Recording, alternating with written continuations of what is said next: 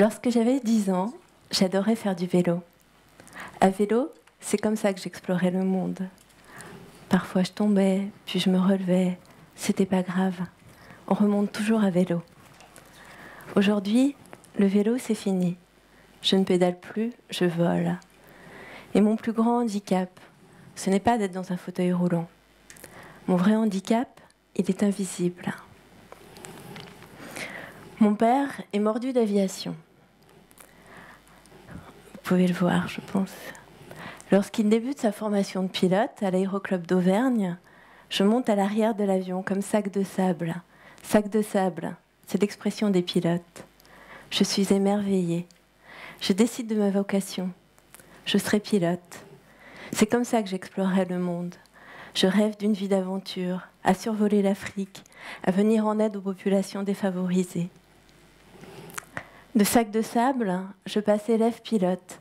À 15 ans, je fais mes premières heures de vol, mes premiers vols solo, je n'ai même pas mon permis de conduire. J'ai des étoiles plein les yeux. Je vole avec les étoiles. Et même si j'ai un petit peu peur dans mon avion, je me prends pour une étoile. Le 12 mai 1991, je monte à l'arrière d'un petit avion, un Piper immatriculé Roméo-Juliette. J'ai rendez-vous avec mes héros. Les pilotes de Canadair nous attendent sur la base de Marignane. Le ciel est gris, mais l'avion décolle. Il est 8 heures, nous sommes 4 à bord. Les prévisions météo ne sont pas bonnes au-dessus du Massif central, mais comme souvent en aviation, André, le pilote, décide d'aller voir. Si ça ne passe pas, on fera demi-tour. Selon les statistiques, lorsqu'un pilote non entraîné au vol aux instruments entre dans les nuages, il reste exactement 180 secondes avant qu'il ne percute le sol. 180 secondes, 3 minutes. Nous approchons cette région en Haute-Loire qu'on appelle le Triangle maudit. Devant nous se dresse un mur de nuages, compact, dense. J'ai peur. Je m'enfonce dans mon siège. Je rattache ma ceinture de sécurité. Rapidement, le nuage nous absorbe. 180 secondes. Lorsque je me réveille, je ne sais pas où je suis, je ne sais pas ce qui s'est passé. Je cherche André, le pilote, il est mort. Pour Mathias aussi, c'est fini. J'essaye de toucher Pierre, qui part à son tour. La peur, le froid, les corps broyés, les heures qui passent, le brouillard. Un hélicoptère, il ne nous voit pas. Je crie, il ne m'entend pas. Le vent siffle dans les arbres. Il va bientôt faire nuit. Lorsqu'enfin, des voix, des bras, 180 secondes, 12 heures d'attente, je suis tombée du ciel et mon sauveur s'appelle Philippe. Quelques semaines plus tard, le verdict tombe, je resterai paraplégique. Allongée sur mon lit d'hôpital, je ne veux plus sortir, je refuse de m'asseoir dans un fauteuil roulant. Les larmes et la douleur se mélangent, la peur encore, le refus. Jusqu'à ce moment où, par la porte entr'ouverte, j'aperçois 2 jeunes garçons qui font la course en fauteuil. Ils s'éclatent, ils rigolent, ils sont beaux, ils sont jeunes. Alors c'est possible, hein. On peut être en fauteuil roulant et être joyeux. On peut être cloué sur une chaise et continuer à rire. De ce jour, je ne les quitte plus. On a 16, 18, 20 ans, on part avec un handicap. Et alors ? On ne va pas se laisser emmerder par des jambes. La souffrance resserre les liens. Ils savent trouver les mots qui réconfortent, les paroles qui rassurent, le geste juste. L'amour, l'amitié, tout est là. En rééducation, on nous apprend à passer les trottoirs, on nous apprend à faire du 2 roues. On tombe, on se relève, on trouve en nous la force pour se hisser du sol jusqu'au fauteuil. Vous avez jamais remarqué, la peur, le stress sont des forces invisibles qui nous aident à avancer, qui nous aident à nous hisser, qui nous stimulent parfois au lieu de nous freiner. Les médecins répondent impossible à mes questions, surtout lorsque je leur dis que je veux repiloter un avion. On a besoin de ses pieds pour piloter un avion. En effet, les palonniers qui actionnent la dérive de l'avion sont comme la barre d'un bateau qui actionne le gouvernail. Mais 16 ans, c'est l'âge où rien n'est impossible. Moi, je sais qu'on peut trouver des solutions. Alors je décide que même sans jambes, ma vie sera comme je l'aurais toujours voulu. Une quête d'aventure, une vie d'amour et de passion. Avec mon père, on fait le tour des meetings, le tour des salons. On se renseigne, on pose des questions. Je rencontre Jacqueline Claire, une femme qui marche avec des béquilles et dont le père lui a construit un petit avion sans palonnier.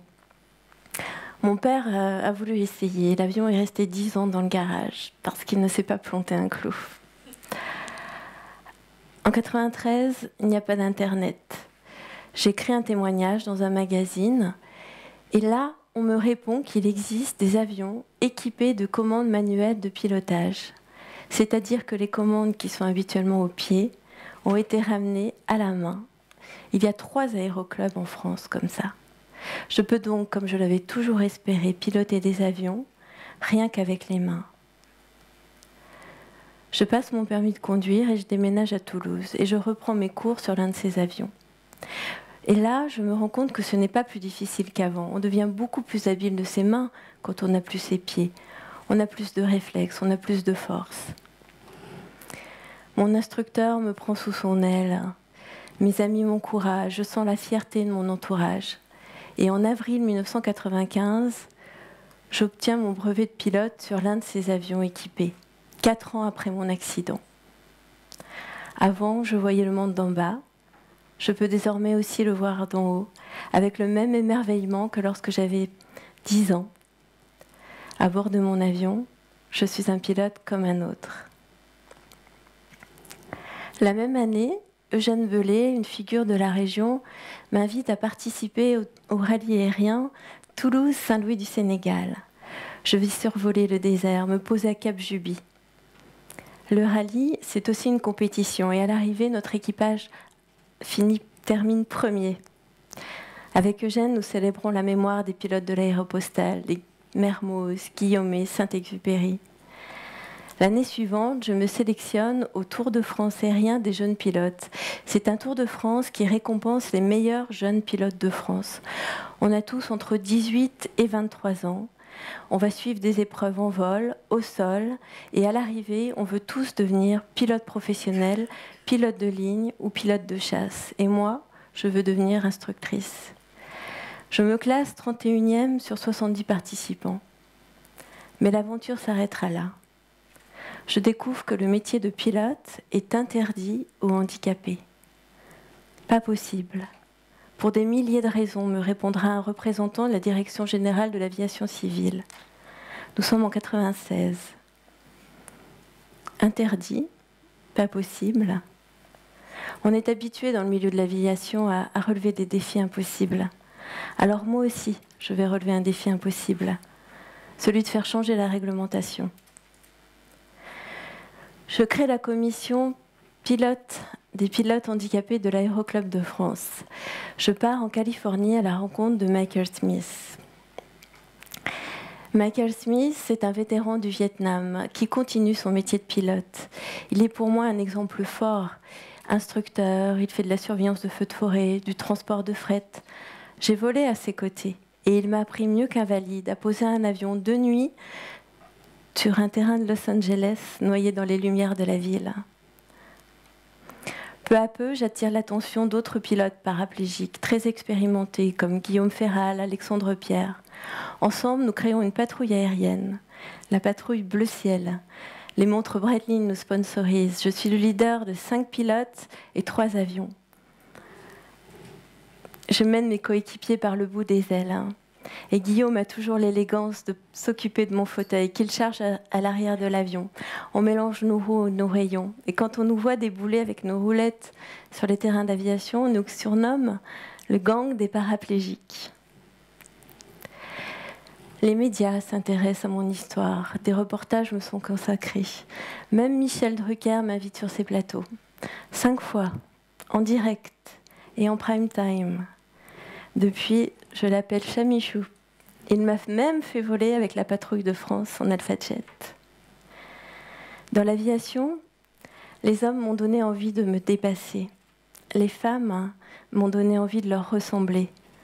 Je pense notamment à Brigitte Revelin-Falcoz, qui a été une des toutes premières femmes pilotes de ligne en France et qui m'a accompagnée, épaulée, conseillée tout au long de ce combat pour les paraplégiques. Une autre princesse s'est penchée sur mon fauteuil. Elle s'appelle Olympia Weiler. C'est une vraie princesse qui vit dans un château à Rome. Elle a financé nos heures de vol et soutient l'aéroclub des Mureaux qui porte son nom.